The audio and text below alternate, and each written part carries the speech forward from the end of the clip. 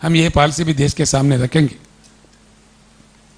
जो बातें हम कह रहे हैं, आज कह रहे हैं, ये तो प्रेस मीट में कह रहे हैं, इसका पूरा डॉक्यूमेंट बन रहा है। भारत राष्ट्र समिति का पूर्ण पॉलिसी देश में रखना है।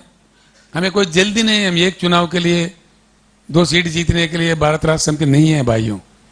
भारत राष्ट्र समिति एक मिशन है। It will work on mission mode. राजनीतिक रास्ता से देश के विचारधारा में, राजनीति के विचारधारा में, गवर्नमेंट को चलाने में, संविधान को इंप्लीमेंट करने में पूर्ण रूप का परिवर्तन चाहता है बीआरएस। वो आए बिना ये देश बिल्कुल विकास नहीं करेगा। ऐसे ही झूठे वायदे जो 75 साल हम पे गुजरा है, हालात यहां पे आ गया। 75 साल इतने लंबे लंबे भाषण, इतने वायदे, इतने मैनिफेस्टोस, इतने चुनाव, ये सब प्रक्रिया देखने के बाद आखिरकार दिखता क्या है सामने?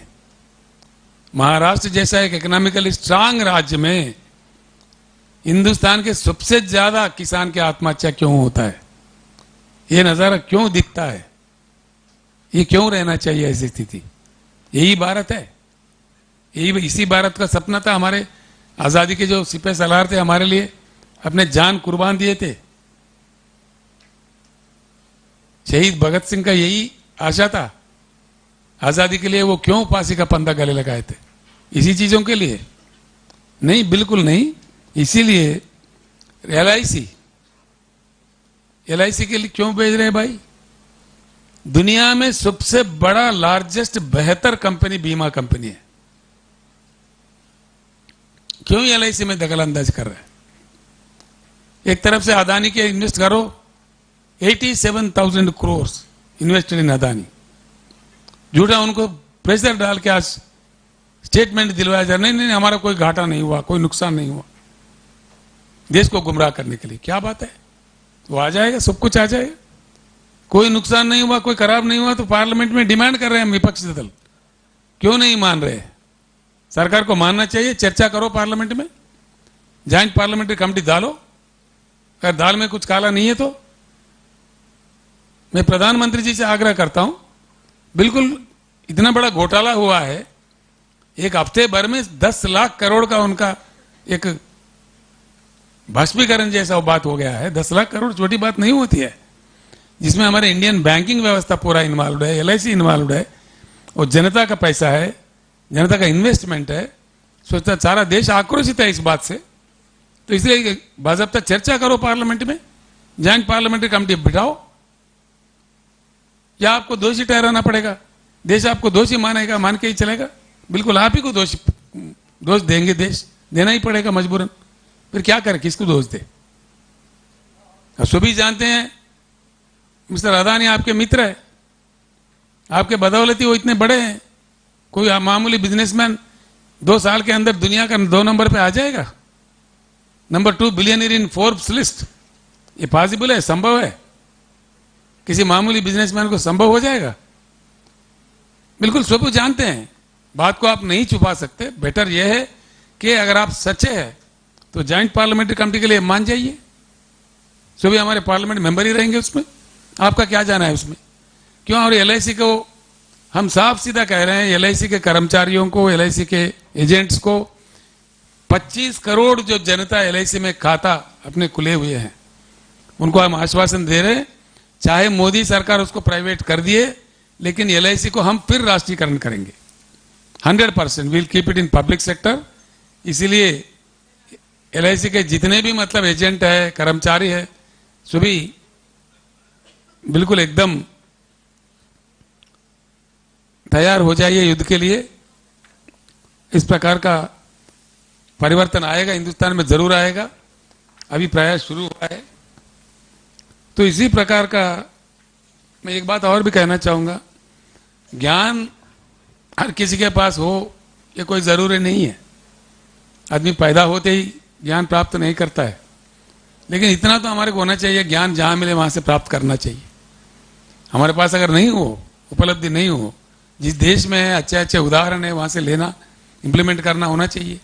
ये भी नहीं हो रहा है हमारे देश में, वो चाहे कांग्रेस हो चाहे बीजेपी हो, अब तक ऐसा प्रयास नहीं किया है।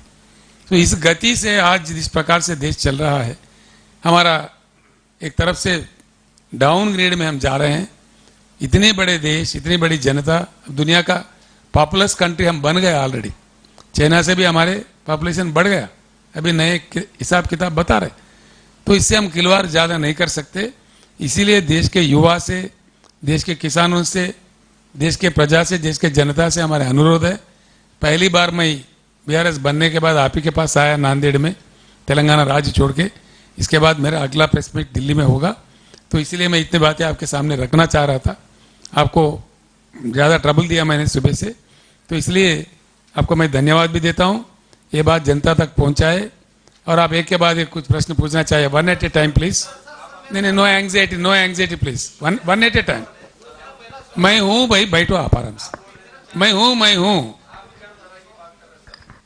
तो ये बात है, तो इस पे सुनिए एक मिनट सुनो ना, जल्दी क्यों कर रहे? आई एम हियर। इस देश को हर लिहाज से बचाना है। जाति के नाम पे तोड़ना भी विराद है, हम विरोध करते हैं उसके। मजहब के नाम पे भी तोड़ो, इसका हम विरोध करते हैं। देश का विभाजन भी ठीक नहीं है देश के भविष्य के लिए। देश के पूरे जितने भी सिटीजन्स है सभी एक ही दर्जे के हैं, सब एक साथ रहे, इकट्ठे रहे, सभी मिलजुल कर देश का तरक्की करे, ये हम चाहते हैं। ये हमारी परंपरा रही है, तो इसीलिए ये हमारा पॉलिसी होगा। और कुछ अन्य बातें हैं तो एक एक करके पूछिए। मैं I am here, please wait. Sir, इस नोट में दो रिफॉर्म की बात की गई है, इलेक्टोरल रिफॉर्म और जुडिशियल रिफॉर्म।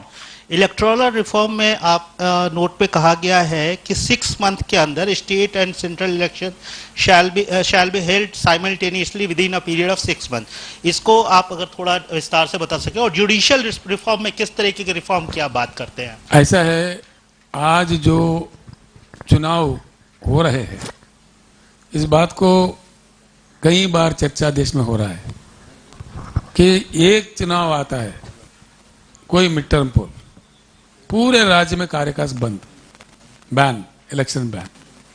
कहीं एक असेंबली में आता है, पूरे जिले में बंद, टप। इस प्रकार का विकास में भी ये बाधा पड़ रहा है। हर किसी का चिंता है कि ज्यादा बार चुनाव ना हो, इसका कुछ तरकीब ढूंढा जाए। इसमें कई मतलब प्रपोजल्स है, हमारे सामने भी कुछ प्रपोजल है। उसमें मैंने दिया एक चीज, जहां सरकार गिर जाता है किसी राज्य का, तो बाकी टाइम के लिए चुनाव हो, 5 साल के लिए फिर ना हो, ऐसे कुछ है। मैं आपसे एक रिक्वेस्ट ये करना चाहूंगा, इस चीज को पूरी विस्तार से, मैंने कम चीज बताया आपको, एजुकेशन पे भी बात करना है, हेल्थ पे भी बात करना है, कई अन्य चीजें भी है। बीआरएस पॉलिसी की टोटल ड्राफ्ट बन रही है, उसमें कुछ सुप्रीम कोर्ट के भी फॉर्मर जजेस है जिनको हमने रिक्वेस्ट किया है, वो लोग लगे हुए हैं। हाई कोर्ट के भी चीफ जस्टिस भी है, वो लोग भी लगे हुए हैं। कई श्रेया पांड्या, कौशिक बसु जैसे, गोविंद राव जी जैसे अर्थशास्त्री भी है, उनको भी मैंने रिक्वेस्ट किया है। और कई शास्त्रज्ञ हैं जैसे अशोक गुलाटी जैसे एग्रो इकोनॉमिस्ट भी है, उनको भी मैंने रिक्वेस्ट किया है। और कम से कम एक 50-60 रिटायर्ड आईएएस ऑफिसर्स भी है, राज्यों में चीफ सेक्रेटरी के दर्जे में, सेंट्रल गवर्नमेंट के कई बड़े पोस्टों पे काम करने वाले लोग भी है। एक 100-125 लोगों की गुट इस पे काम कर रही है। एक डॉक्यूमेंट के शक्ल में कुछ ही समय में हम देश के सामने उसको पेश करेंगे। सर एक मेरा सवाल है सर अभी आपने जो no anxiety please, one at a time. एक बार पूछ रहे ना भाई, सर इधर से click. Sir, this is Srinivas from Deccan Chronicle. Sir, you have been pushing the. नहीं आ रहे। Sir, you have been pushing the welfare and development agenda, and you have intensified this when you have shifted to BRS to fight against the national parties at center.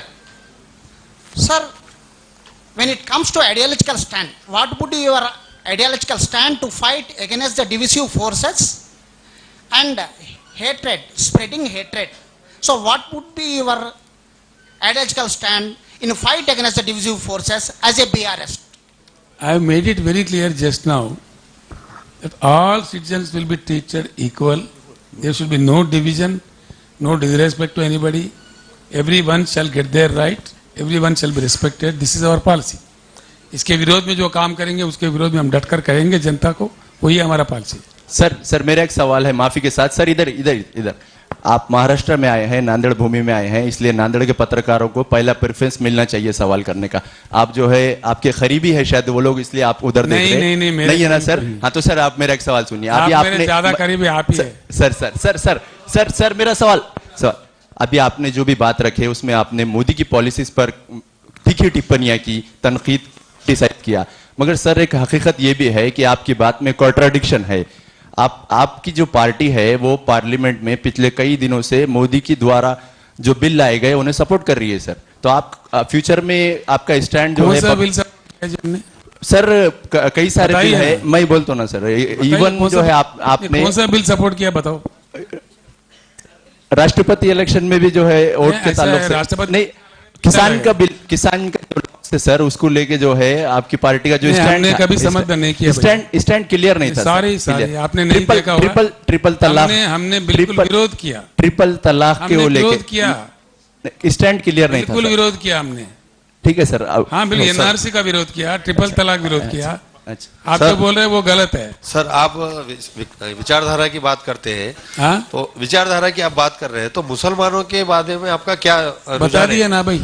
उसके बाद मुसलमानों के लिए ये- शमशाबाद सुनिए मेरी ना। नहीं हुआ सवाल मेरा सुनिए ना। मेरा सवाल है, शमशाबाद में मस्जिद जो है तो शहीद कर दी गई, ऐसे कई मस्जिद है हैदराबाद में जिसके विरोध में एमआईएम पार्टी एमबीटी उतरी मैदान में। उसके बाद आपने जो वादा किया था मस्जिद तामीर करने का वो भी हमने नहीं हुआ, वादा नहीं और किया। और कार्रवाई भी कोई अधिकारियों पे नहीं हुई। नहीं किया हमने, जी। कहाँ किया? तो आप क्या बोलना चाहते हैं मस्जिदों के बारे नहीं में? नहीं, आप हमने वादा कहाँ किया?